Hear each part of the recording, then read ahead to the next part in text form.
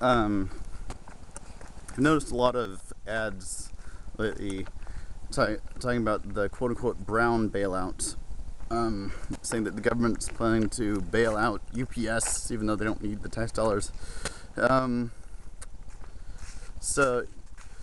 clicked on one of those links and didn't seem to have a lot of information. Basically said the government's it's just a bailout, plain and simple. Well, I decided to do some independent investigation, a quick Google search, and found that it's not so simple. That apparently this quote-unquote bailout of UPS really has nothing to do with UPS and everything to do with FedEx. Apparently UPS and FedEx are under different regulatory structures because of how they are incorporated. Under the regulatory structure for FedEx, their employees are allowed to unionize at a national level, but not at a local level. Whereas under UPS's regulatory structure, their employees are allowed to unionize at a national level and a local level. So, in other words, it's easier for UPS employees to unionize. And apparently, the federal government is considering legislation that would put FedEx under the same regulatory structure as UPS, so that their employees could unionize just as easily as the UPS employees. And apparently, according to this no brown bailout ad, that according to those people, that is considered a bailout of UPS, forcing them both to compete on the same level playing field. And guess who's behind those brown bailout ads? Yeah, you guessed it, FedEx. Yeah. So, yeah, apparently, allowing your employees to come together to demand higher wages and better working conditions is a bailout. So if this legislation passes, it will actually benefit FedEx employees but hurt the corporate profits. So, I kind of have trouble sympathizing with that. But I guess the reason I bring this up is to point out the incomplete information out there, and how it's so easy to go on believing one thing, and then you see some piece of information that tells you, something you didn't know before, and you're like, aha! Now I see through the lies. Now I know the truth. They see that link and they're like, aha! The federal government, after bailing out the auto industry and the banks, is now planning to bail out this package service. Well, they're not getting my business anymore. Yeah. Then I go and read this article that these articles explain the situation, and makes me less inclined to buy from FedEx, to use FedEx. Of course, I could be mistaken too. It could be that there's more information that I'm not aware of. So the truth is never complete for us. There's always some missing story, and what we think we know, there's always some other angle. I mean, I don't know if it's always there. I'm about 99.9999% convinced that Barack Obama was not born in Kenya, but I don't know. It's somehow some watershed piece of evidence could come to the fore and be like, aha! It was a big conspiracy. So, and not proud to say this, but at one point I was a bit sympathetic to the 9/11 truth movement.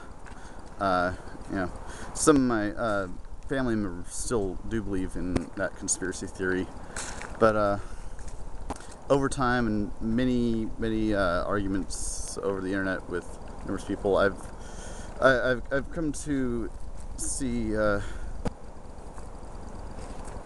I've come to believe that the truther arguments just don't hold up to scrutiny. And I actually just watched a movie called Screw Loose Change, which basically just plays the movie Loose Change and uh, systematically debunks every argument made by it. I'll link to that in low bar. But of course, I could still be wrong. It could turn out there's more evidence I didn't know about, so it's like all truth is conditional, and I think that there's a tendency to take that to mean all truth is all truth is relative, that nothing is absolutely true. But I mean, or that it's all just a matter of perspective. But that just doesn't hold up for me.